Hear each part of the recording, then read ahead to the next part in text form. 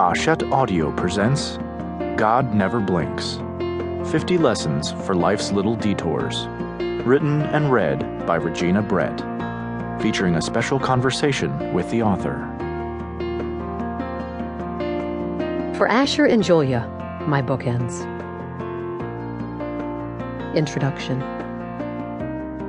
My friend Kathy once sent me an excerpt from the book Dandelion Wine. In Ray Bradbury's book about one vintage summer, a boy has taken ill. No one can figure out what is wrong. He's simply overwhelmed by life. No one seems able to help him until Mr. Jonas the junk man comes along. He whispers to the boy who lies asleep on a cot in the yard. Mr. Jonas tells him to rest quiet and listen, then reaches up and picks an apple off a tree.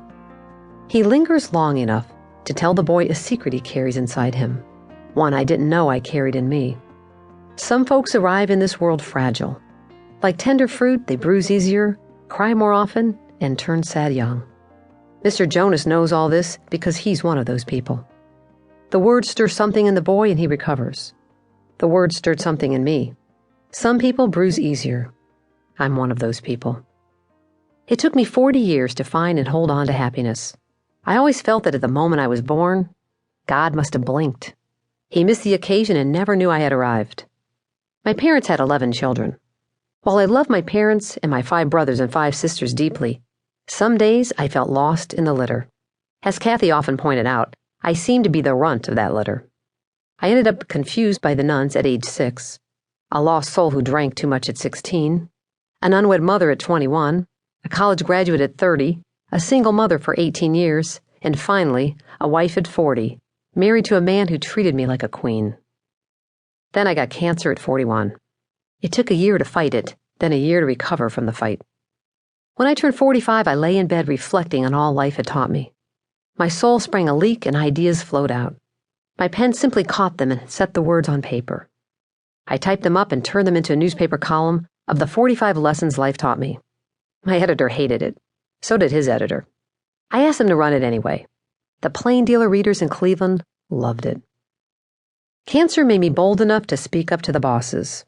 Once you've had cancer and been sick, bald, and weak from chemotherapy and radiation, there aren't a lot of worse things anyone can do to you. Turning 45 was a victory for me. Breast cancer left me doubting I would see the odometer roll over that far.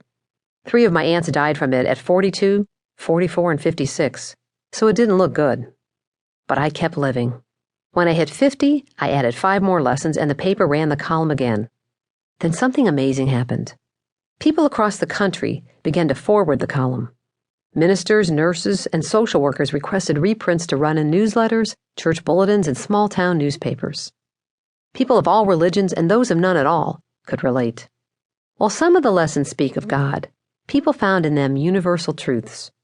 I've heard from agnostics and atheists who carry the list of lessons in their wallets and keep it tacked to their work cubicles and stuck under refrigerator magnets. The lessons are posted on blogs and websites by people all over the world. Every week since the column ran, people have emailed from Australia to Zanesville, Ohio, asking for copies. That column is the most popular one I've written in my 24 years as a journalist.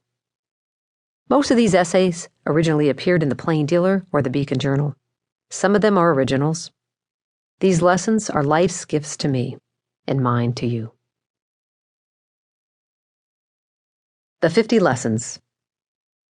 Lesson 1. Life isn't fair, but it's still good.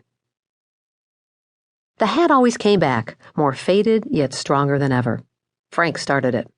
I had undergone my first chemotherapy and couldn't imagine being bald. Then I saw a guy wearing a baseball cap bearing these words, "Life is good." Life didn't feel good, and it was about to feel worse, so I asked the guy where he got the hat.